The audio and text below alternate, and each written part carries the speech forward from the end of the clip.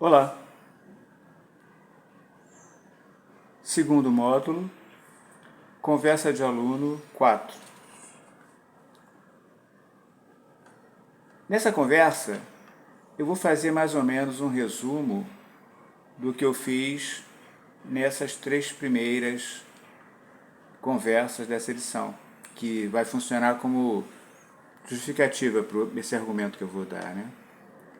A primeira conversa que eu fiz desse módulo, eu falei sobre estudar não ser um passeio descompromissado pelo parque, né? Na segunda, eu mencionei um contato que eu tive, né, uma pessoa engenheira que ela tinha desgostosa porque ela trabalhou muito tempo em uma determinada empresa estatal, na época, né, e vivia do passado. Tudo que ele ganhou, ele vivia de assinar papéis, enfim, ele não tinha nenhum trabalho técnico durante muitos anos, né.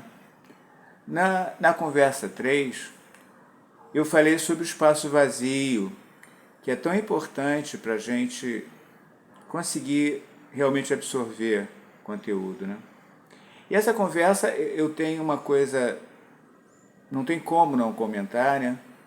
E está relacionado com o tema que eu evoquei já anteriores, né? Vidas Secas Brasil.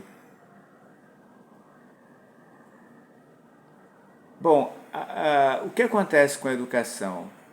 Eu mesmo reconheço, e já coloquei isso, né? A minha incapacidade de ter aprendido da forma correta. E agora estou tentando resgatar. Mas como, da mesma forma que acontece comigo, o que me surpreende é que o nosso país, pelas diversas provas que são feitas ao longo dos anos, ele sempre ocupa os piores lugares no ranking da educação. E mesmo assim, né, a pessoa que entra e se forma e sai com aquele ar como se tivesse conquistado assim o ensino, entre aspas, superior, né? Seja universidade pública, privada, etc. Então a pessoa chega e fala, e tem aquele ar de que, não, agora eu tenho ensino superior. Como isso pode acontecer se, de maneira geral, com raras exceções, toda a estrutura, inclusive nas escolas particulares, muitas vezes que as pessoas pagam muito mais por elas, e nas deficientes escolas públicas deterioradas, né?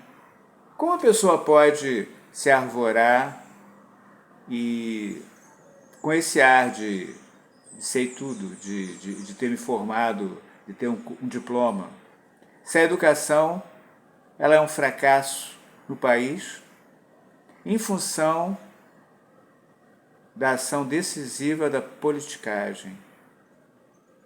E além disso, a coisa é muito complexa. As próprias famílias, pela pressão de sobrevivência e culpa delas mesmas, é uma coisa muito complexa. Não conseguem, muitas vezes, gerenciar, acompanhar, estimular o ensino dos seus filhos. E muitas vezes, quando isso acontece também, cria-se um sistema de competição, não pelo amor pelo estudo, mas pelo pensamento final de passar à frente do outro, de levar vantagem sobre o outro. Isso não é educação. Para mim, isso nunca foi, nunca será educação.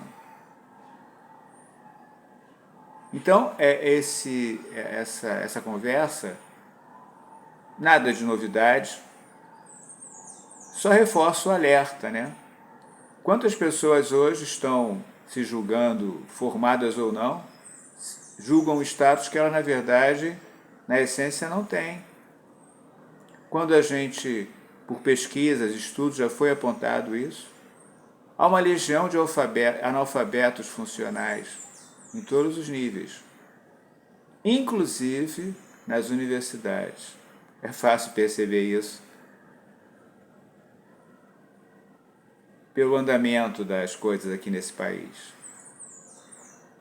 Então, eu deixo esse registro, né, que até fiz dificilmente acontece isso. Eu fiz um anterior e eu só quis acrescentar algumas coisas nesse novo, né.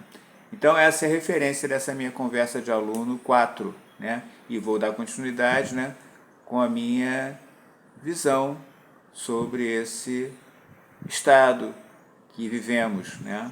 Sempre é possível reverter, mas que a nível conjuntural, nosso país, infelizmente, ainda está parado no tempo e adormecido em função da ação direta da politicagem e também